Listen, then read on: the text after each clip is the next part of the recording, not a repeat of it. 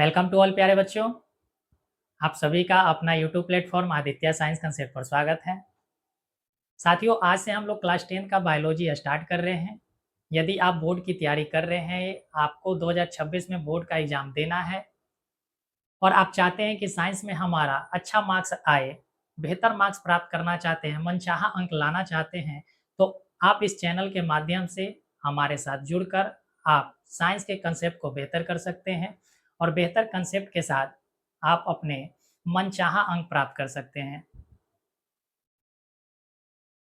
तो प्यारे बच्चों, आप ये सोचकर ना पढ़े कि हमें केवल क्लास 10th में ही बेहतर करना है। आपको अगर साइंस इंटर में लेना है तो अभी से ही आपको सिंसियर होना पड़ेगा, अभी से ही आपको कंसेप्ट क्लियर करना पड़ेगा। जब आप कंसेप्ट क्लियर करके जाएंगे तो इंटर भी आपका बेहतर ढंग से समझ में आएगा। इंटर में जब आप साइंस लेते हैं तो गलती क्या होता है कि आपको इधर समझ में नहीं आ रहा है, लेकिन आप भीड़ के वजह से, यानी कि आपका दोस्त साइंस लेता है तो आप भी चाहते हैं कि साइंस ले ले, लेकिन वहाँ जाकर आप क्या हो जाते हैं, धड़ल्ले गिर जाते हैं। इस वजह से आप अभी से ही कंसेप्ट को बेहतर करें और आपका बड़ा भाई आपसे वादा करता है कि आपके कंसेप्ट को बेहतर करने के लिए मेरे तरफ से दिन रात एक कर दिया जाएगा। ठीक है, तो चलिए आज से हम लोग बायोलॉजी के प्रारंभ करते हैं। बायोलॉजी सीखेंगे, हर एक शब्दों को समझेंगे, सरल भाषा में समझेंगे। आप वीडियो को शुरू से अंत तक देखिए, आपको सारा चीज समझ में आएगा मेरे भाई। ठीक है, तो आज का जो क्लास होगा वो बायोलॉजी का बेसिक लेक्चर है, यानी कि हम लोग समझेंगे कि बायोलॉजी है क्या, बायोलॉजी में हम लोग किसका अध्ययन करते हैं, बायोलॉजी के जनक क्या है, क्लासिफिकेशन क्या होता है, ये तमाम बातों को हम लोग जानेंगे। उसके बाद हम लोग चैप्टर को स्टार्ट कर लेंगे। हालांकि आप देख पा रहे हैं कि चैप्टर का हमने नाम लिख दिया है जैव प्रक्रम, जो आपका बायोलॉजी का सबसे फर्स्ट चैप्टर है। लेकिन इसको जानने से पहले आपको समझना होगा बायोलॉजी के बारे में कि बायोलॉजी होता क्या है। ठीक है, तो चलिए हम लोग बायोलॉजी स्टार्ट करते हैं। देखिए, बायोलॉजी की अगर हम बात करें तो बायोलॉजी को हम लोग हिंदी में कहते हैं जीव विज्ञान। ऊपर में लिखा हुआ है, आप देख पा रहे हैं कि बायोलॉजी को हम लोग क्या कहते हैं, जीव विज्ञान। अब बायोलॉजी की अगर हम बात करें तो बायोलॉजी में बायोलॉजी को बनाने के लिए दो टर्म का इस्तेमाल किया गया है। दो टर्म का इस्तेमाल किया गया है, एक है आपका बायोस और एक है आपका लॉजी। ठीक है, हर एक चीजों को हम तोड़कर सिखलाएंगे। बायोस प्लस लॉजी मिलकर क्या बना, बायोलॉजी। लॉजी का अर्थ होता है अध्ययन करना, बायोलॉजी का अर्थ क्या है, अध्ययन करना। और बायोस का अर्थ होता है लिविंग थिंग्स, या आप कह दें लिविंग ऑर्गेनिज्म। लिविंग ऑर्गेनिज्म कहने का मतलब क्या हुआ, सजीव। यानी कि बायोलॉजी और कुछ नहीं है, सजीवों के बारे में अध्ययन करना ही बायोलॉजी कहलाता है। हमने क्या कहा कि बायोलॉजी जो है सजीवों का अध्ययन है। यानी बायोलॉजी में आप जिस चैप्टर को पढ़ें, जो कुछ भी आप पढ़ेंगे, केवल सजीव के बारे में ही पढ़ेंगे। चाहे आप चैप्टर 1 पढ़ें, चैप्टर 2 पढ़ें या चैप्टर 6 पढ़ें, हर चीज़ों में, हर चैप्टर में हम लोग बायोलॉजी में हम लोग किसका अध्ययन करेंगे, सजीवों का अध्ययन करेंगे। तो यहाँ से हम कह सकते हैं कि सजीवों का अध्ययन करना ही क्या कहलाया, बायोलॉजी कहलाया। ठीक है, चल, तो यहाँ जो सजीव है, तो सजीव का एग्जाम्पल क्या होगा, तो आप कहेंगे कि सजीवों का एग्जाम्पल तो हम लोग जानते हैं कि एनिमल्स भी होंगे, एनिमल्स हो जाएगा। आप कह सकते हैं कि बर्ड्स भी हो जाएगा, यानी कि पंछी हो जाएंगे। आप कह सकते हैं कि फिश भी हो जाएगा। आप कह सकते हैं कि प्लांट्स भी हो जाएगा। ये सारे चीज हमारे किसके एग्जाम्पल हैं, सजीव के एग्जाम्पल हैं। बात क्लियर है। अब एक सबसे बड़ा सवाल आता है, अगर हम आपसे कहें कि आप अपने चारों तरफ ध्यान से देखें, आप अपने चारों तरफ ध्यान से देखें। जब आप ध्यान से देखते हैं तो आपको चारों तरफ पदार्थ दिखाई देता है। हमारे चारों तरफ क्या दिखाई पड़ता है, पदार्थ दिखाई पड़ता है। और ये पदार्थ जो है दो प्रकार से बांटे गए हैं। इस पदार्थ को दो तरह से बांटा गया है। एक को कहा गया है सजीव और एक को कहा गया है निर्जीव। एक को क्या कहा गया? सजीव, और एक को कहा गया निर्जीव। यानी पदार्थ दो ही तरह के हो सकते हैं, या तो वो सजीव होगा या तो निर्जीव होगा। अब बचपन में हम लोग पढ़ते थे कि जो सांस ले रहा है सजीव है और जो सांस नहीं ले रहा है वो निर्जीव है। हम लोग यही तो पढ़ते थे कि जो सांस ले रहा है वो सजीव है, जो सांस नहीं ले रहा है वो निर्जीव है। बोलिए, यही तो पढ़ते थे।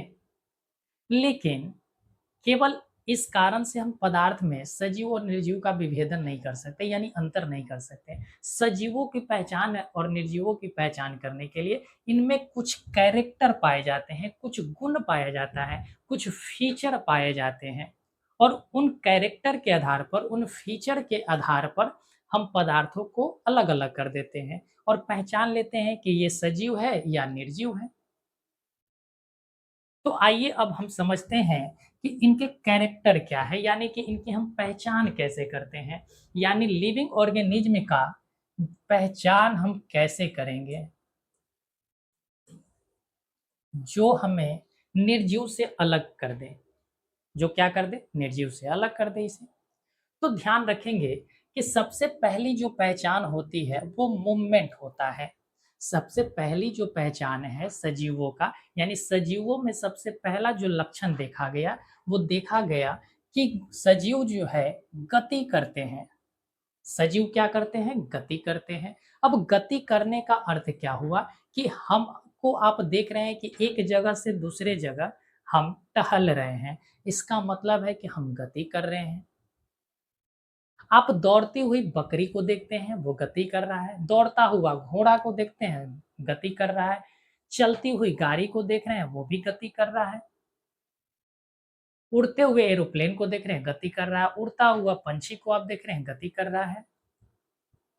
तो सर, हर पदार्थ गति कर रहा है, किसी न किसी रूप से गति तो कर रहा है। लेकिन ध्यान रखेंगे कि सजीव में जो गति होता है, सजीवों में जो गति होते हैं, वो बिना किसी की सहायता से होता है। बिना किसी की सहायता से, बिना किसी की सहायता से अगर वो गति कर रहा है तो हम उसे कहेंगे कि सजीव है। जैसे हम किसी की सहायता नहीं ले रहे हैं, हमारा हाथ इधर उधर गति कर रहा है, ये सहायता किसी के द्वारा नहीं लिया गया है, तो हम क्या है? सजीव हैं।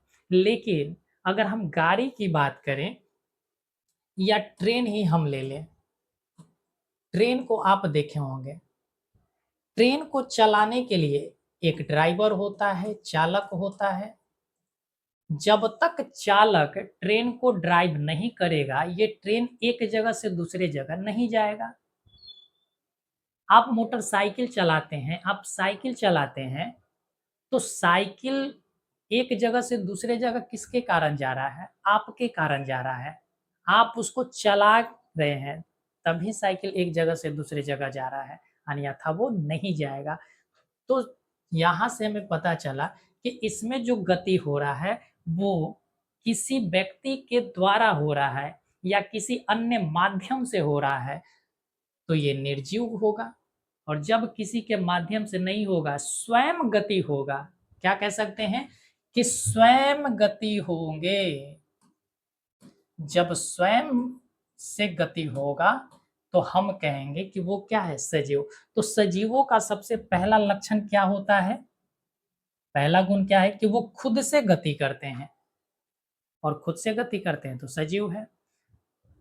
इसके एग्जाम्पल क्या होंगे? एग्जाम्पल की अगर हम बात करें तो एनिमल हो जाएगा और प्लांट भी हो जाएंगे। ठीक है। अब यहाँ से एक बंदा, एक छोटा सा मेरा भाई कहेगा कि सर, हम एनिमल्स को तो हम समझ गए कि एक जगह से दूसरे जगह जा रहा है, लेकिन सर हम प्लांट को तो कभी भी गति करते हुए नहीं देखे हैं। प्लांट को हम जब से देख रहे हैं वो एक ही जगह खड़ा है, तो क्या ये भी सजीव है? हाँ भाई, ये भी सजीव है। इसमें भी मूवमेंट होते हैं, इसमें भी स्वयं मूवमेंट होता है, लेकिन इसमें जो मूवमेंट होता है वो स्लो मूवमेंट होता है। कैसा होता है? स्लो होता है, यानी कि धीमा गति होता है, धीमा गति होता है। धीमा गति कहने का अर्थ है कि इनकी गति हमें दिखाई नहीं देते हैं, इनकी गति हमें दिखाई नहीं देता है। इनके जड़ जमीन के अंदर, भूमि के अंदर गति कर रहे हैं। अब भूमि के अंदर जाकर तो हम नहीं देख सकते हैं कि वो गति कर रहा है, यानी ये एक जगह स्थिर रहकर गति करते हैं। या तो वो भूमि के अंदर गति कर रहे हैं या भूमि के ऊपर गति कर रहे हैं। भूमि के ऊपर में गति करता हुआ हमें दिखाई देता है, लेकिन बहुत समय बाद, जैसे छोटी सी डालियाँ गति करके सूरज की किरण की ओर चला गया, वो गति ही है। ठीक है? तो आई होप कि आपको ये बातें समझ में आ गया होगा। यानी कि सजीवों का सबसे पहला लक्षण होता है कि वो स्वयं गति कर सकते हैं। अगर स्वयं गति कर रहे हैं तो हम कहेंगे कि वो सजीव है। अगली पॉइंट पर चलते हैं। 2 नंबर पॉइंट कहता है कि ग्रोथ, यानी ग्रोथ के आधार पर, वृद्धि के आधार पर हम सजीवों को निर्जीव से अलग कर लेते हैं। यानी कि सजीवों का एक लक्षण होता है कि उनमें वृद्धि होते हैं, वृद्धि करने का गुण पाया जाता है। जैसे आपने देखा होगा कि एक छोटा सा फल लगा हुआ है, ये छोटा सा फल स्वयं धीरे धीरे धीरे धीरे क्या हो रहा है? बड़ा हो रहा है। स्वयं धीरे धीरे क्या हो रहा है? बड़ा हो रहा है। तो उनमें क्या है? ग्रोथ है, विकास है। हम भी छोटे थे, जन्म लिए थे तो शिशु थे, शिशु से धीरे धीरे धीरे धीरे आज इतना बड़ा हो गया। हम में भी क्या हो रहा है? ग्रोथ हो रहा है। आप में भी क्या देखने को मिल रहा है? ग्रोथ देखने को मिल रहा है। तो एक लक्षण पाया गया क्या? सजीवों में ग्रोथ यानी वृद्धि का, विकास का भी एक लक्षण पाए जाते हैं, यानी गुण पाए जाते हैं। अगर ये भी गुण है तो हम क्या कहेंगे कि वो सजीव है। ये भी स्वयं की बात, ये सारा का सारा जो गुण है वो स्वयं का है। ठीक है, ये स्वयं क्या कर रहे हैं? वृद्धि कर रहे हैं। अगली अगर हम पॉइंट की बात करें तो कॉन्शियसनेस यानी चेतना। चेतना का अर्थ होता है महसूस करना। क्या करना? महसूस करना। यानी कि आप किसी भी चीज़ को महसूस कर सकते हैं, फ़ील कर सकते हैं। जैसे गर्मी के मौसम में आपको गर्मी फ़ील होता है, ठंडी के मौसम में आपको ठंडी फ़ील होता है। आपको किसी को देखकर चाहत होती है, प्यार होता है। जब आप किसी को देखते हैं तो आपको प्यार हो जाता है, देखते ही प्यार हो जाता है। आपके इमोशन उभरने लग जाते हैं। और इमोशन उभरा, जाकर आई लव यू बोल डाले। जैसे ही बोल डाले उधर से इधर बोल डाला, बोल्ड कर दिया। तो जब आप इधर से अपना प्यार का इजहार किए कि हम तुम्हें पसंद करते हैं, तो इधर से एक थप्पड़ लगाया, तो एक थप्पड़ लगाया तो आपको चोट का एहसास हुआ। तो चोट का एहसास हुआ, ये भी एक क्या है? चेतना है। इधर से नफ़रत मिला, इधर से आप प्रेम दे रहे थे, तो इधर से प्रेम आपकी चाहत थी, उधर से मारी तो क्या हो गया? नफ़रत हो गया। तो ये सारी की सारी चीज़ें किसमें पाए जाते हैं? सजीवों के लक्षण पाए जाते हैं, यानी सजीवों में चेतना वाली लक्षण पाई जाती है। जैसे अगर हम एग्ज़ाम्पल की बात करें, तो आपको गर्मी का एहसास हो रहा है, आपको ठंडी का एहसास हो रहा है। आप कह सकते हैं कि आपको प्रेम का एहसास हो रहा है, आपको नफ़रत की अनुभूति हो रही है, आपको गुस्सा आया है, किसी ने आपको लप्पर लगा दिया तो चोट का एहसास हो रहा है, यानी दर्द, आप कह सकते हैं कि दर्द हो रहा है। तो ये सारे के सारे लक्षण किसमें पाए जाते हैं? ये सारे के सारे लक्षण सजीव में पाए जाते हैं। अब निर्जीव को, इस बोर्ड को हम कितना भी पीटेंगे तो ये बोर्ड क्या करेगा? रोएगा? अरे नहीं रोएगा मेरे भाई, ये उल्टा ही हमें रुला देगा, चोट लगेगा, हाथ पैर मेरा टूट जाएगा। तो चेतना किसमें, चेतना वाले लक्षण किसमें पाए जाते हैं? सजीवों में पाए जाते हैं। अगला अगर हम पॉइंट की बात करें, तो जो सजीव होते हैं, सजीवों में गुण पाया जाता है, लक्षण पाया जाता है कि उनको भोजन की आवश्यकता होती है, उनको हवा की आवश्यकता होती है, उनको पानी की आवश्यकता होती है। यानी कि जिन पदार्थों को भोजन, हवा और पानी चाहिए, तो वो क्या माने जाएंगे? सजीव माने जाएंगे। यानी सजीवों का लक्षण है कि उनको भोजन चाहिए तो चाहिए, हवा चाहिए तो चाहिए, पानी चाहिए तो चाहिए। इस शरीर को चलाने के लिए ये तीनों चीज जरूरी है। ये तीनों नहीं रहेगा तो हमारे शरीर में ऊर्जा का निर्माण नहीं होगा, और जब ऊर्जा के निर्माण नहीं होंगे तो फिर हम क्या हो जाएंगे? हम लोग निर्जीव हो जाएंगे। यानी कि ये सजीवों को निर्जीव से अलग करने का एक अलग कैरेक्टर है कि उनको क्या चाहिए? पोषण चाहिए, यानी भोजन, हवा और पानी चाहिए। बोले, बात क्लियर है मेरे भाई? चल, उम्मीद करते हैं कि आपको ये सारी बातें समझ में आ रहे होंगे। अगला जो कैरेक्टर है सजीवों का, वो कैरेक्टर है रेस्पिरेशन का। रेस्पिरेशन का अर्थ होता है कि ऑक्सीजन से ऊर्जा बनाना। ऑक्सीजन की सहायता से, ऑक्सीजन की सहायता से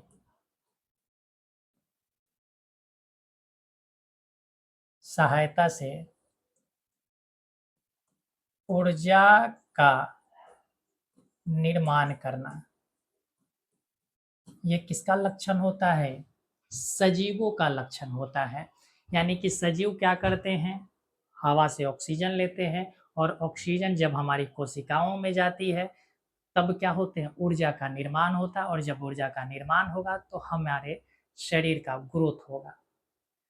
तो ग्रोथ करने के लिए, मूवमेंट करने के लिए किसकी आवश्यकता पड़ती है?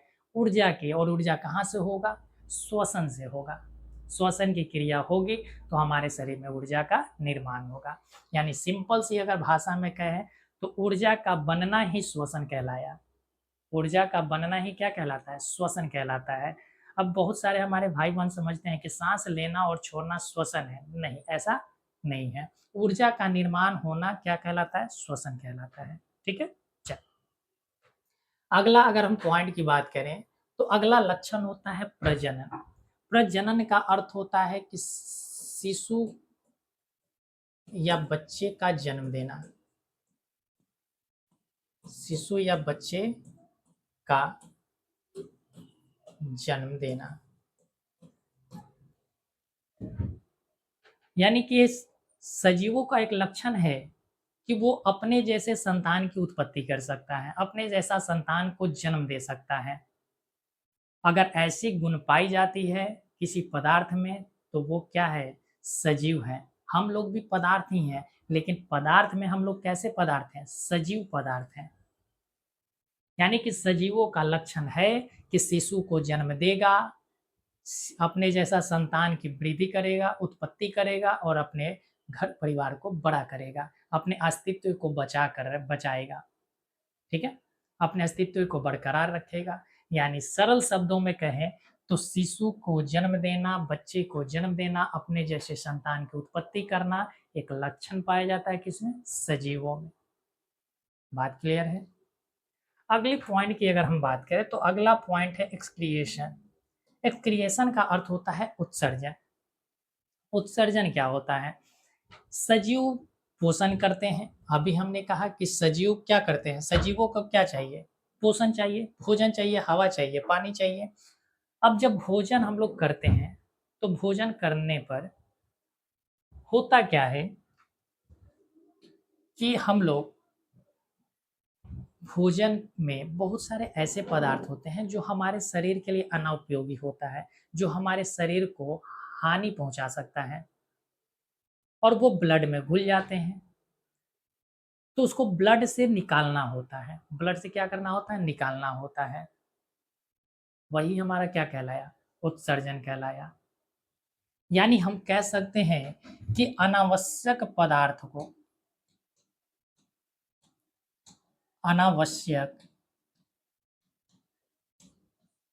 को शरीर से बाहर करना क्या कहलाता है? उत्सर्जन कहलाता है। यानी जो हमारे शरीर के लिए जरूरी नहीं है उसको क्या कर देना है? बाहर कर देना है।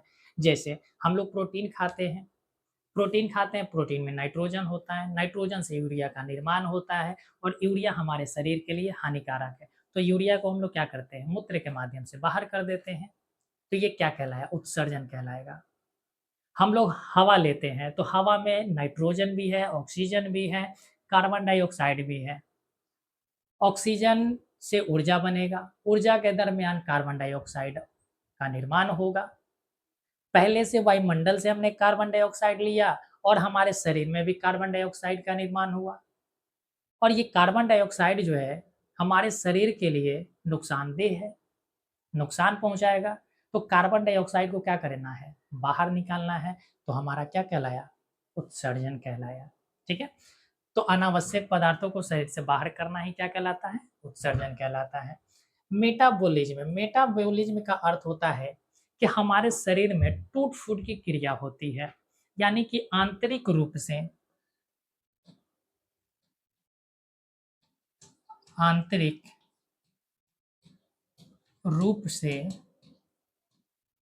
शरीर में टूट फूट की क्रिया, टूट फूट की क्रिया क्या कहलाता है, तो आप कहेंगे चयापचय कहलाता है। जैसे हम आपको समझाते हैं, एग्जाम्पल की अगर हम बात करें तो आप कार्बोहाइड्रेट खाते हैं। कार्बोहाइड्रेट जब आप खाते हैं तो कार्बोहाइड्रेट टूट जाता है, ग्लूकोज बन जाता है, हमें ऊर्जा ग्लूकोज से मिलता है, हमें डायरेक्ट कार्बोहाइड्रेट से नहीं मिलता। जैसे हम लोग भोजन जो ग्रहण करते हैं वो भोजन क्या होता है, तो भोजन जटिल होता है और हमें ऊर्जा बनाने के लिए, ऊर्जा के लिए हमें सरल भोजन चाहिए। तो ये कार्बोहाइड्रेट जटिल है, ये कार्बोहाइड्रेट जो है ये जटिल भोजन है और ये जटिल भोजन से ऊर्जा का निर्माण नहीं होगा। तो इसको हमें क्या करना होगा, ग्लूकोज में सरल भोजन में बदलना होगा। तो ये टूटेगा, हाँ कार्बोहाइड्रेट टूटेगा और टूट कर ग्लूकोज बनेगा। यही हमारा प्रक्रिया क्या कहलाया, चयापचय कहलाया। या प्रोटीन की अगर हम बात करें, हम लोग प्रोटीन भी खाते हैं, दूध में प्रोटीन होता है। तो दूध हम लोग खाते हैं तो दूध में प्रोटीन है। ये प्रोटीन क्या है, जटिल भोजन है। डायरेक्ट प्रोटीन से हमें ऊर्जा नहीं मिलेगा, प्रोटीन टूटकर अमीनो अम्ल बन जाएगा और जब अमीनो अम्ल बनेगा तो इससे हमें ऊर्जा का निर्माण होगा। इससे क्या होगा, ऊर्जा का निर्माण। तो ये भी अंदर जाकर क्या हो रहा है, यानी हमारे शरीर के अंदर टूट फूट की क्रिया होती है और यही क्या कहलाता है, मेटाबॉलिज्म यानी चयापचय कहलाता है। तो सजीवों में एक लक्षण क्या है, तो सजीवों में एक लक्षण चयापचय की होती है। तो क्या ये इतनी बातें आपको समझ में आया मेरे भाई, क्या इतनी बातें समझ में आया। हमने अब तक क्या पढ़ा, हमने पढ़ा कि बायोलॉजी में किसका अध्ययन करते हैं, सजीवों का अध्ययन करते हैं। हमारे आसपास में पदार्थ दो तरह के हैं, सजीव और निर्जीव है। तो हम लोग सजीवों का अध्ययन बायोलॉजी में कर लेते हैं, लेकिन सजीवों की पहचान हम करते कैसे हैं, तो उनके गुणों के आधार पर, उनके गुण यानी उनके कैरेक्टर के आधार पर। तो ये सारे कैरेक्टर उनमें पाया जाता है। पहला कैरेक्टर होता है कि मूवमेंट होता है यानी गति होता है, दूसरा कैरेक्टर उनमें वृद्धि का देखा जाता है, तीसरा कैरेक्टर उनमें चेतना का देखा जाता है यानी किसी भी चीज को महसूस कर सकते हैं, चौथा देखा जाता है कि वो भोजन कर सकते हैं यानी पोषण कर सकते हैं, पांचवा कैरेक्टर होता है कि वो श्वसन कर सकते हैं, आगे है कि प्रजनन कर सकते हैं, प्रजनन के बाद उत्सर्जन हो सकता है, उसके बाद हम कह सकते हैं चयापचय। यानी कि इतने फीचर अगर है पदार्थ में तो हम कहते हैं कि वो पदार्थ कैसा है, सजीव है। तो आई होप मेरे भाई आप समझ गए होंगे, आपको सजीवों का लक्षण, सजीवों को कैसे निर्जीव से अलग करते हैं, ये सारे चीज़ें आपको अब समझ में आ गया होगा और आप आसानी से सजीव को निर्जीव से अलग कर सकते हैं। बोलिए, बात क्लियर है।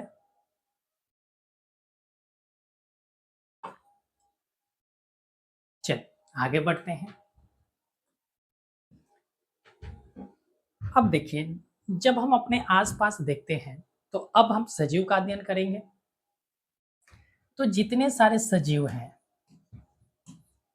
चाहे वो कुछ भी आप देखें, चाहे मछली देखे, भेड़ देखे, बकरी देखे, कोई लड़का देखे, कोई लड़की देखे, ठीक है, गाय देखे, भैंस देखे, जो भी देखिए, बैक्टीरिया हो, कोई भी सजीव हो, वो सभी के सभी एक छोटी सी कोशिका से मिलकर बनी होती हैं। छोटी छोटी कोशिकाओं से मिलकर बनी होती हैं। किससे मिलकर बनी होती हैं? कोशिकाओं से मिलकर बनी होती है।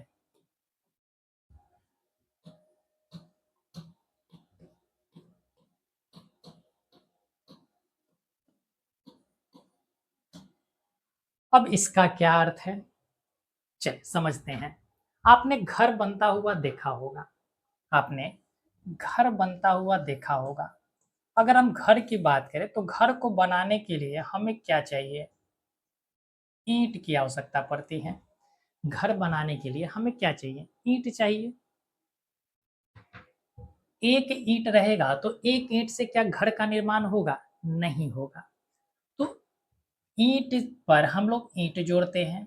जब कई सारा ईंट जोड़ते हैं, कई ईंट को जब हम मिला देते हैं, तो ये कई ईंट मिलकर किसका निर्माण करता है? तो आप कहेंगे कि सर दीवार का निर्माण करेगा। किसका निर्माण करेगा? दीवार का निर्माण करेगा।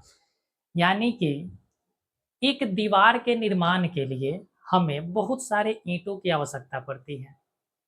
एक दीवार के निर्माण के लिए हमें बहुत सारे ईंटों की आवश्यकता पड़ती है।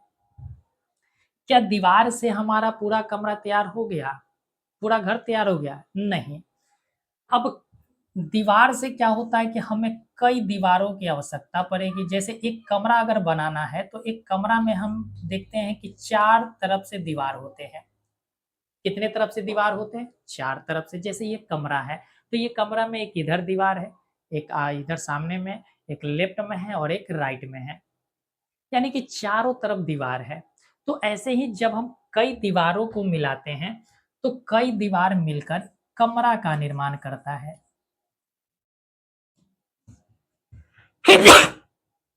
किसका निर्माण होता है? कमरे का निर्माण होता है। अब कई सारा अगर हम कमरा मिला दें, जब हम कई कमरा को मिला देते हैं और कई कमरा मिलाकर हम क्या कर देते हैं? एक घर को तैयार कर देते हैं। क्या करते हैं? एक घर तैयार करते हैं। तो अगर अब हम आपसे पूछें कि एक घर को तैयार करने के लिए आपको सबसे छोटा चीज क्या मिला? आप किस चीज से घर को तैयार किए हैं? तो आप कहेंगे कि सर अगर देखा जाए ध्यान से तो घर बनाने के लिए सबसे जरूरी है कि आपको ईंट चाहिए। क्या चाहिए? ईंट चाहिए। यानी ईंट के बिना घर बनाना पॉसिबल नहीं है। अब मेरा भाई कुछ कहेगा कि सर हम झोपड़ी के घर बनाएंगे, हम करकट के घर बनाएंगे। अरे मेरे भाई, गधे वाली बात मत किया करो, ठीक है? गधे वाली अगर दिमाग रखोगे तो हमेशा गधा ही रहोगे। इस बात को ध्यान रखना, ठीक है? हमें समझाने हैं, सिंपल सी समझो कि हर बच्चा का ख्वाहिश यही है कि हम एक ईंट वाले घर में रहें, ठीक है? तो हमने समझाया कि सब अगर घर बनाना है तो सबसे छोटा चीज़ आपको क्या चाहिए? ईंट चाहिए। इस ईंट को हम कह सकते हैं कि सबसे छोटी इकाई है। ये क्या है? सबसे छोटी इकाई है। सबसे छोटी इकाई है। बात समझे? कोई दिक्कत नहीं। अब इसी चीज को हम रिलेट करते हैं किससे? तो एक मनुष्य से या एक सजीव के बॉडी से, ठीक है? चल, ये चीज हमने यहां पर लिख भी रखा है। इसको अब फिलहाल हम इसको रफ कर रहे हैं, ठीक है? चल,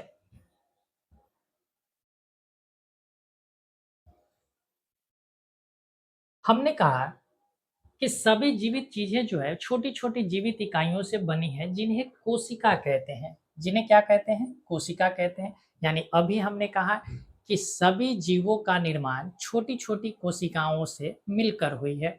अगर छोटी छोटी कोशिकाओं से मिलकर हुई है, इसका मतलब है कि सबसे छोटा जो इकाई होगा वो क्या होगा? तो आप कहेंगे कोशिका। सबसे छोटी इकाई कोशिका। अब कोशिका और ईंट को मिला लेंगे, ठीक है। जब बहुत सारी कोशिकाएं मिल जाती है तो उत्तक का निर्माण करता है। किसका निर्माण करता है? उत्तक का निर्माण करता है। जब कई सारे उत्तक मिलते हैं तो एक अंग का निर्माण करते हैं। किसका निर्माण? अंग का निर्माण करते हैं। और जब कई अंग मिलते हैं, जब कई सारे अंग मिलते हैं तो अंग तंत्र का निर्माण होता है। किसका निर्माण होता है? अंग तंत्र का निर्माण होता है, ठीक है। और जब अंग तंत्र मिलते हैं तो एक शरीर का निर्माण होता है। किसका निर्माण होता है? शरीर का निर्माण। यानी कि एक शरीर के निर्माण होने के लिए हमें कोशिका की आवश्यकता होती है। यानी जितने सारे आपको सजीव दिखाई दे रहे हैं वो सभी किससे बने हैं? कोशिका से बने हैं। जितने सारे आप घर देख रहे हैं वो घर किससे बना है? ईंट से बना है। तो शरीर भी हमारा एक घर है और शरीर को बनाने के लिए हमें सबसे छोटी इकाई क्या चाहिए? कोशिका चाहिए, ठीक है। तो हम कहते हैं कि कोशिका सबसे छोटी इकाई है। सबसे छोटी इकाई है। क्या ये बात समझ में आया? कभी भी अगर आपसे पूछे कि जीवों का सबसे छोटी इकाई क्या होता है या सजीवों का निर्माण किससे हुआ है, तो कोशिकाओं से हुआ है, ठीक है। तो सबसे छोटी इकाई क्या हुआ? कोशिका हुआ। अगला पॉइंट की अगर हम बात करें तो अगला पॉइंट ध्यान रखेंगे कि कोशिका को क्रिया संरचनात्मक एवं कोशिका को संरचनात्मक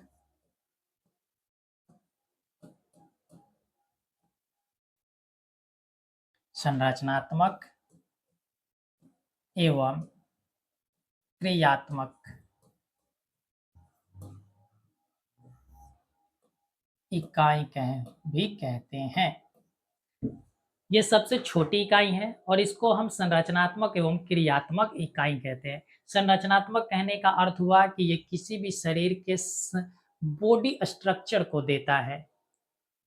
किसको निर्माण करता है? बॉडी स्ट्रक्चर का निर्माण करता है कि शरीर का स्ट्रक्चर कैसा होगा।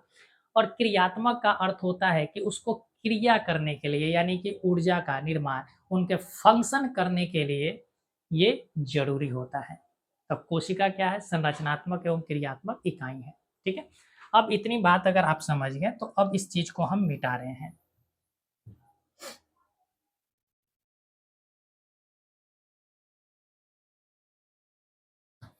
कुछ और पॉइंट हम आपको लिखवाएंगे जो आपको नोट करना है। ये आपके ऑब्जेक्टिव क्वेश्चन में ज्यादा आते हैं, इस वजह से आपको ये चीज नोट करना है। चल, अगला पॉइंट है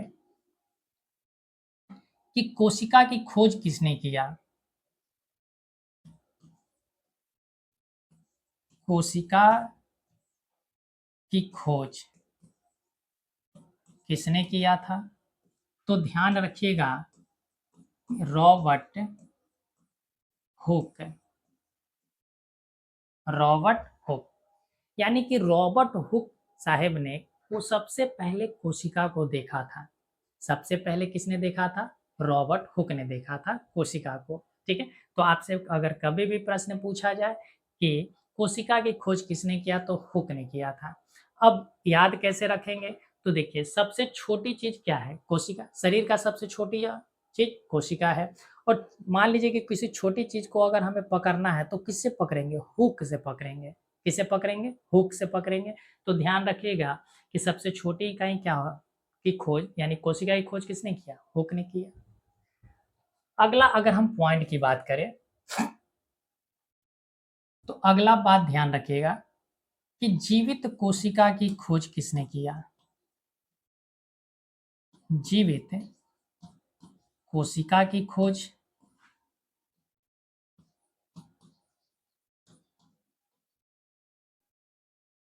जीवित कोशिका की खोज किसने किया?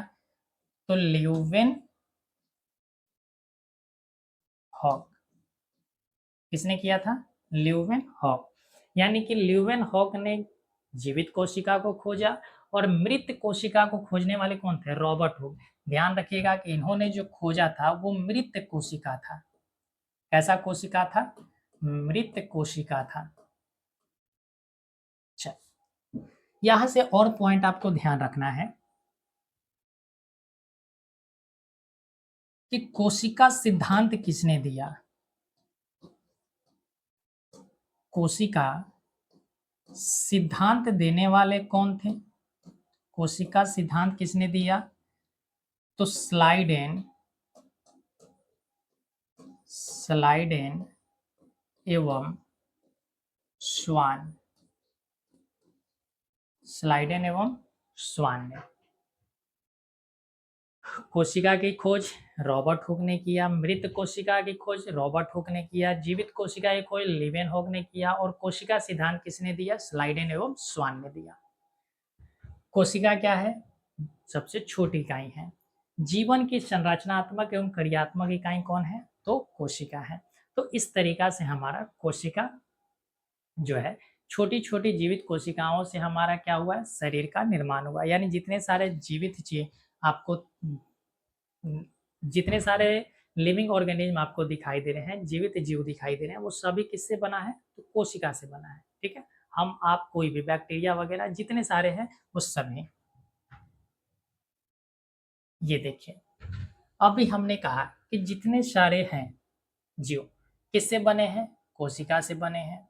जब कोशिका बन कई सारी कोशिकाएं मिलती है, जैसे ये एक कोशिका है, एक और कोशिका, एक और कोशिका, एक और कोशिका, इस तरीका से अगर कोशिका मिला तो क्या हुआ? ये उत्तक का निर्माण हुआ। यानी कि ये सभी जो है, ये कोशिका नंबर 1 है, ये 2 है, 3 है, 4 है, 5 है, 6 है, 7, 8, 9, इस तरीका से ये बहुत सारे कोशिका जब मिले तो ये कोशिका मिलकर किसका निर्माण किया? उत्तक का निर्माण किया। बोलिए, बात क्लियर है? चल, जब बहुत सारे उत्तक मिलेंगे तो बहुत सारे उत्तक मिलकर किसका निर्माण करेगा? अंग का निर्माण करेगा।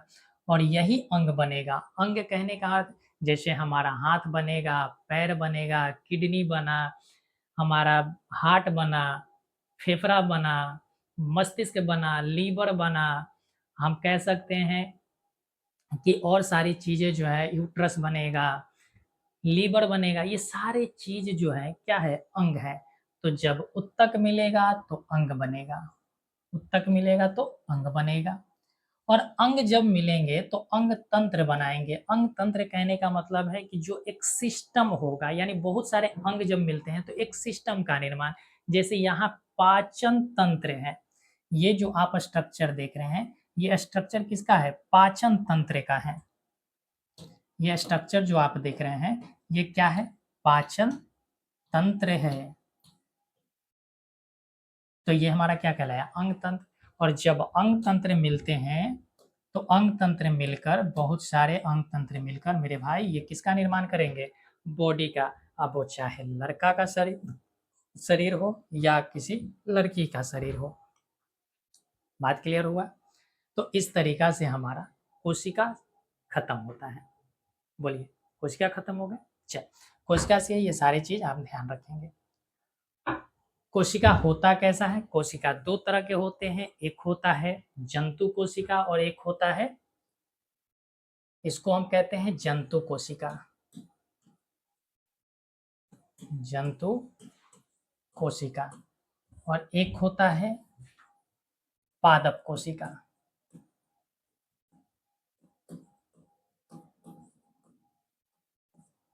बोलिए, कोई दिक्कत है इसमें? एक होता है जंतु कोशिका, एक होता है पादप कोशिका। तो ये रहा जंतु कोशिका। जंतु की कोशिकाएं ऐसी होती है और ये पादप कोशिकाएं ऐसी होती है। कोशिकाओं के अंदर भी छोटे-छोटे कोशिकांग होते हैं, जिसमें न्यूक्लियस होता है, राइबोसोम होता है, साइटोप्लाज्म होता है, फिर आपका क्लोरोप्लास्ट होता है, ये सारे चीज़ होते हैं, ठीक है? आपने 8 में पढ़ा होगा या 9th क्लास में आपने पढ़ा होगा ये सारी चीज़ों के बारे में। चल, ये है टिश्यू, जैसे ब्लड है, ब्लड हमारा एक प्रकार का ऊतक है। बोन टिश्यू यानी हड्डी का एक ऊतक है। फिर हमारा मांसपेशीय का होता है, संयोजी ऊतक होता है, ये तरह-तरह के क्या होते हैं, ऊतक होते हैं। ये सारी चीज़ आपको देखना है। बस आपको दिखाने के लिए हमने ये सारी चीज़ लाया है। अब आता है क्लासिफिकेशन, ठीक है? अच्छा, यहाँ से एक चीज़ और हम समझते हैं पहले, ठीक है? थोड़ी-सी हम बैक जाएँगे आपको। चलिए, यहाँ पर आप नोट कर लेंगे।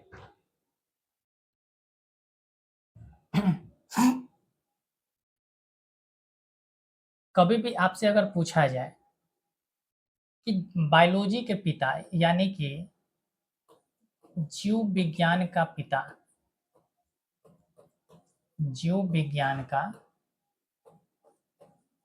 पिता अगर कभी भी पूछा जाए आपसे, तो आप कहेंगे कि अरस्तु। कौन थे? अरस्तु। इंग्लिश में इनको एरिस्टोटल कहते हैं, ठीक है?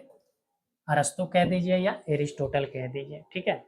यानी जीव विज्ञान के पिता या जीव विज्ञान के जनक किसे कहते हैं? अरस्तु साहब को कहते हैं। चल, अब आते हैं यहाँ पर। अब सवाल आता है कि सर हमने सजीव के बारे में पढ़ लिया, कि सजीव की पहचान कैसे करते हैं, सजीव का निर्माण कैसे हुआ, ये सारी चीज हमने पढ़ा। अब सवाल आता है कि सर सजीव के बारे में तो हमने पढ़ा,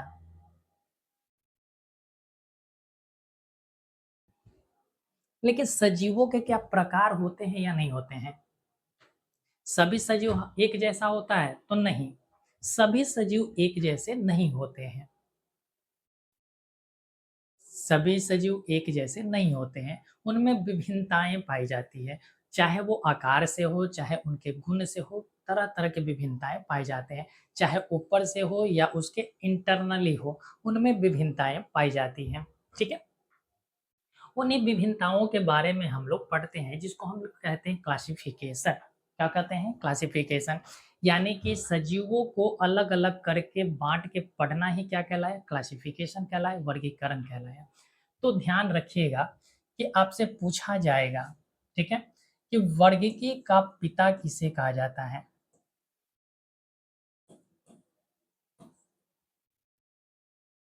या सबसे पहले इस चीज को पढ़ते हैं, ठीक है?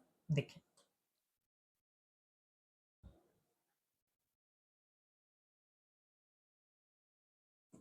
वर्गीकरण का अध्ययन क्या कहलाता है? वर्गीकरण का अध्ययन क्या कहलाता है? तो आप कहेंगे कि वर्गीकरण का अध्ययन वर्गीकी कहलाता है। क्या कहलाता है? वर्गीकी कहलाता है। इसी को हम कहते हैं स्टडी ऑफ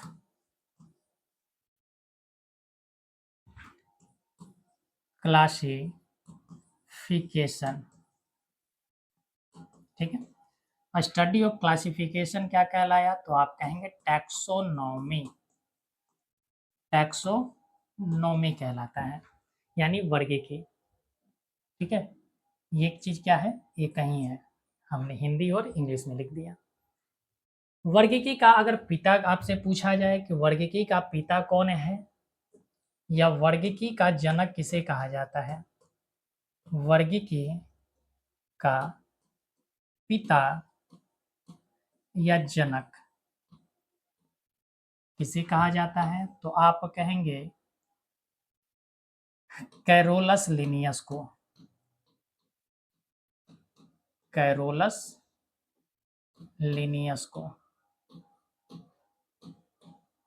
यानी कैरोलस लिनियस ने ही सबसे पहले वर्गीकरण का सिद्धांत दिया था कि कैसे हम जीवों को वर्गीकृत करेंगे। अब जीवों को वर्गीकृत तो हमने कर जाना कि कैरोलस लिनियस ने, यही कैरोलस लिनियस ने द्विपद सिद्धांत भी दिया था। ध्यान रखिएगा यहां से, द्विपद नाम सिद्धांत किसने दिया? तो वो भी कैरोलस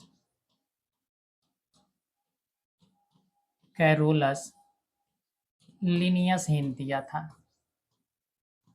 कैरोलस लिनियस ने ही दिया था। ठीक है। द्विपद सिद्धांत यानी कि किसी भी जीव का बायोलॉजिकल नाम जो होगा वो दो पदों से मिलकर बना होगा। ठीक है, वो आगे हम आपको समझा देंगे। आगे का स्लाइड हम थोड़ा देख लेते हैं, क्या वो चीज आगे पढ़ाना है? नहीं, चल इस वजह से यहीं पढ़ा देते हैं। अब ध्यान रखिएगा कि पूछा जाता है टू दो जगत वर्गीकरण, दो जगत का वर्गीकरण किसने दिया? तो ये भी देने वाले कौन थे? कैरोलस लिनियस थे। हम केवल लिनियस लिख देते हैं। ठीक है, केवल लिनियस दे देते हैं। और ध्यान रखिएगा कि दो जगत वर्गीकरण जो था, यानी कि सजीवों को इन्होंने दो भागों में बांटा था। एक कहा जंतु में और एक कहा पादप में। एक इन्होंने क्या कहा? जंतु, और एक को कहा इन्होंने पादप। यहां से एक पॉइंट और भी याद रखेंगे। पॉइंट आपको क्या रखना है कि जंतु विज्ञान का पिता, जंतु विज्ञान का जनक किसे कहा जाता है? तो ये अरस्तु साहब को ही कहा जाता है। यानी कि फादर ऑफ बायोलॉजी और फादर ऑफ जूलॉजी, ये दोनों कौन है? अरस्तु है। यानी जीव विज्ञान के जनक और जंतु विज्ञान के जनक कौन है? अरस्तु है। आपसे अगर पूछा जाए पादप जगत का, पादप विज्ञान का जनक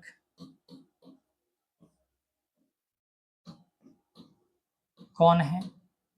तो ध्यान रखेंगे थियोफ्रेस्टस, थियोफ्रेस्टस कौन है? थियोफ्रेस्टस। जंतु विज्ञान के जनक अरस्तु हैं, पादप विज्ञान के जनक थियोफ्रेस्टस हैं। अरस्तु साहेब का एक पुस्तक है जिसको बोलते हैं,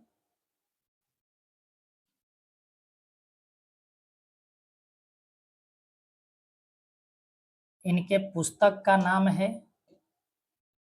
बुक का नाम हिस्टोरिया, हिस्टोरिया एनिमेलियम। हिस्टोरिया एनिमेलियम किनकी पुस्तक का नाम है? अरस्तु जी के पुस्तक का नाम है। इंग्लिश में भी लिख देते हैं हिस्टोरिया एनिमेलियम।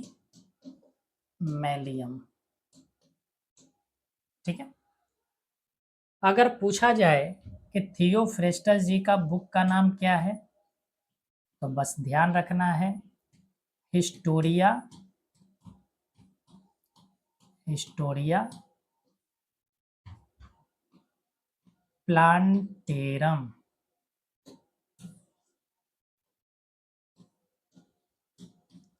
प्लांटेरम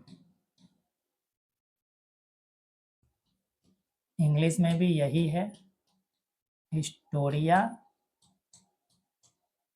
प्लांटेरियम, टेरियम लिख लीजिए यहाँ पर थोड़ा सा। ठीक है, हिस्टोरिया प्लांटेरियम किनका पुस्तक का नाम है? थियोफ्रेस्टस जी का। और हिस्टोरिया एनिमेलियम किसका पुस्तक का नाम है? तो आप कहेंगे अरस्तु जी का है। ठीक है, यहीं से एक और पुस्तक का नाम आप ध्यान रखेंगे, कैरोलस लिनियस जी का। इनके पुस्तक का नाम है, इनका जो बुक है वो बुक का नाम है Systema nature, Systema nature,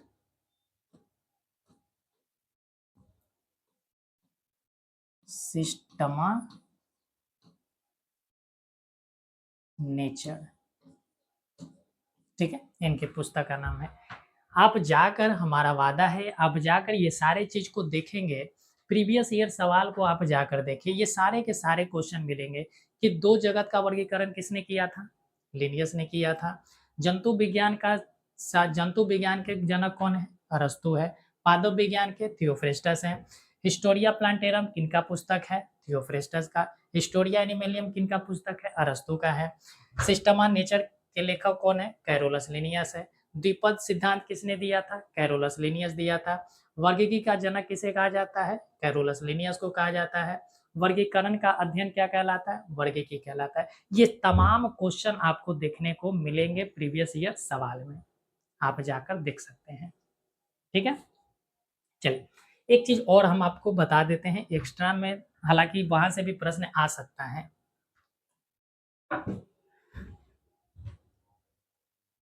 5 kingdom classification, ये भी आपको पढ़ना है।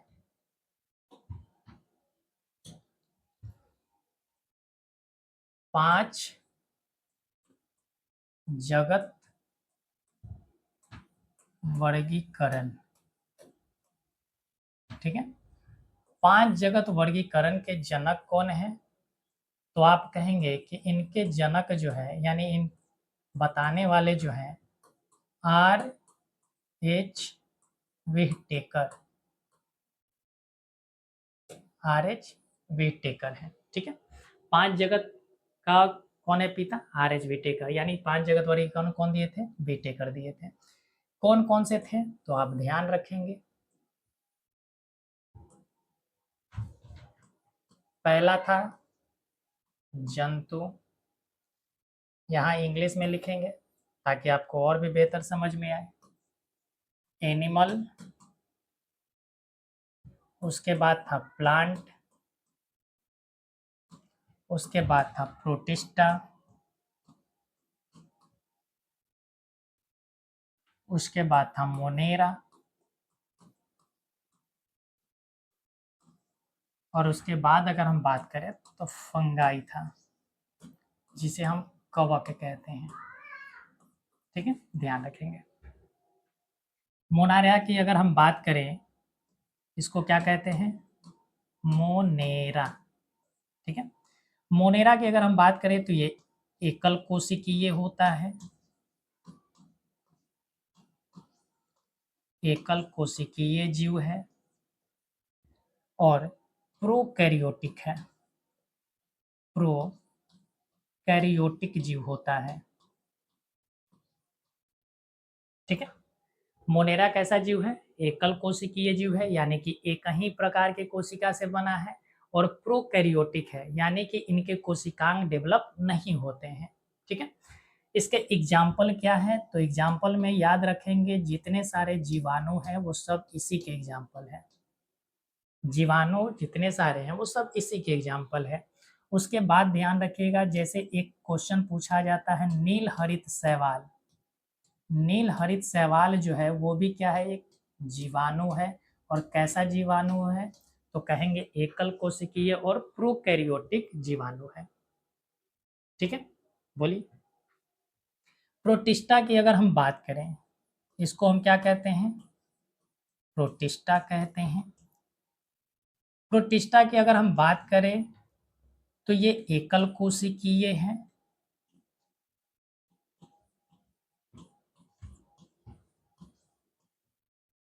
एकल कोशिकीय जीव है, और यूकैरियोटिक है, यूकैरियोटिक जीव है, ठीक है। यानी कि ये भी एक ही प्रकार की कोशिका से बना है, लेकिन इनके कोशिकांग, यानी कोशिका के अंदर जो और भी अंग है वो सभी डेवलप होते हैं, यानी विकसित होते हैं। इसके एग्जाम्पल आप याद रखेंगे, एग्जाम्पल में युगलीना हो गया, ये प्रश्न पूछा गया है, ठीक है। युगलीना हो गया, पैरामीशियम हो गया,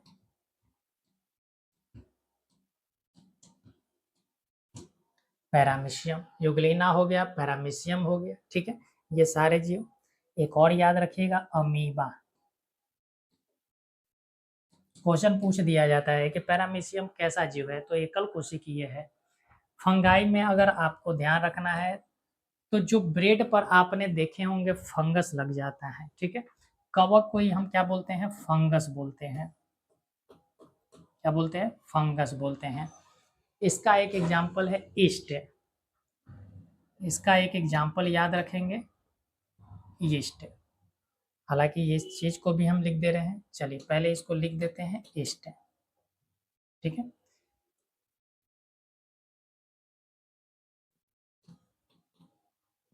फंगी जो है ये बहुकोशिकीय जीव है,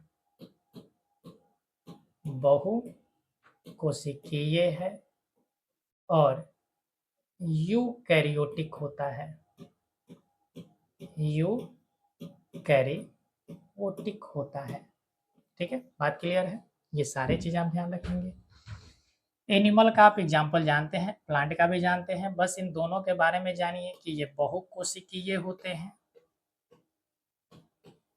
बहुकोशिकीय होते हैं और यूकैरियोटिक होता है, यूकैरियोटिक होता है। यही चीज इनमें भी ध्यान रखेंगे कि प्लांट भी बहुकोशिकीय होता है और यूकैरियोटिक होता है। तो 5 जगत वर्गीकरण देने वाले आर.एच. व्हिटेकर थे। 5वां जगत जो था फंगी था, चौथा जगत मोनेरा था, तीसरा जगत प्रोटिस्टा था, ठीक है, और 2 जगत देने वाले कैरोलस लिनियस थे। ये रहा क्लासिफिकेशन। क्लासिफिकेशन में द्विपद नामकरण हमने बताया था। यहाँ पर आपको ध्यान रखना है कि ये बिल्ली है, ये कौन है, बिल्ली है, और बिल्ली जो है, बिल्ली का नाम पूछा जाता है तो फेलिस डोमेस्टिका किसका नाम है, बिल्ली का नाम है। ये आप गेहूं देख रहे हैं, गेहूं का नाम क्या होता है, ट्रिटिका मेस्टाइवम होता है। मेंजिफेरा इंडिका आम का नाम है और पंथेरा पार्डस जो है वो तेंदुआ का है। किसका है, तेंदुआ का नाम है। बात क्लियर। अब क्लासिफिकेशन जो किए जाते हैं वो 7 स्टेप में किए जाते हैं। ध्यान रखिएगा कि सबसे बड़ी इकाई जो होती है, सबसे बड़ी इकाई कौन सा है, जगत होता है, और सबसे छोटी इकाई क्या होता है, तो आप कहेंगे सबसे छोटी इकाई प्रजाति या जाति होता है। जैसे सीधी सी बात समझे तो हम लोग कहते हैं कि हिंदू धर्म है, तो हिंदू धर्म में हम कहते हैं कि सनातन धर्म है, तो ये सनातन जो धर्म हो गया वो क्या हो गया, वो जगत हो गया। सनातन धर्म कहिए, जगत हो गया।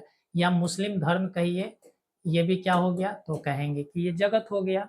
अब उससे नीचे आते हैं तो अलग अलग संघ में बढ़ जाते हैं, फिर धीरे धीरे संघ में बढ़ते हुए अंत में आ जाते हैं, तो अंत में अपनी अपनी जाति ले लेते हैं, ठीक है, कि हम इस जाति के हैं, हम जादव जी हैं, हम राजपूत हैं, हम पठान हैं, हम शेख हैं, ये सारे चीज़ क्या हो जाते हैं, बट जाते हैं। तो इसी तरीक़ा से जीवों को भी 7 अलग-अलग स्तरों में बाँट कर पढ़ा जाता है। तो ये था हमारा आज का बायोलॉजी का क्लास, और बायोलॉजी के क्लास में हम लोगों ने पढ़ा बेसिक चीज़ों के बारे में। कल हम लोग पढ़ेंगे, कल से हमारा चैप्टर स्टार्ट हो जाएगा। जो बेसिक चीज़ें हमें बतानी थी हमने बताया। तो हमने क्या-क्या पढ़ा, तेज़ी से सुपर फास्ट की तरह रिवीजन कर लेते हैं। रिवीजन था कि बायोलॉजी में अध्ययन किसका होता है, जीवों का अध्ययन होता है। पदार्थ 2 तरह के होते हैं, सजीव निर्जीव। जीव का हम पहचान कैसे करते हैं, तो ग्रोथ के आधार पर, रेस्पिरेशन के आधार पर, रिप्रोडक्शन के आधार पर, यानी कि गति, विकास, चेतना, भोजन, पानी, ये सारे चीज़ में। उसके बाद प्रजनन के आधार पर, श्वसन के आधार पर, उत्सर्जन के आधार पर, टूट-फूट की क्रिया के आधार पर। उसके बाद हमने देखा कि जितने सारे जीवित चीज़ हैं वो सभी कोशिका से मिलकर बना है। कोशिका की खोज किसने किया था, रॉबर्ट हुक ने किया था। कोशिका जीवन की मूलभूत इकाई है, यानी सबसे छोटी इकाई है, संरचनात्मक एवं क्रियात्मक इकाई है। कोशिका की खोज रॉबर्ट हुक ने किया था। जो खोज रॉबर्ट हुक ने किया था वो मृत कोशिका था। जीवित कोशिका लीवेनहॉक के द्वारा, और कोशिका सिद्धांत किसने दिया था? स्लाइडेन एवं शवान ने दिया था।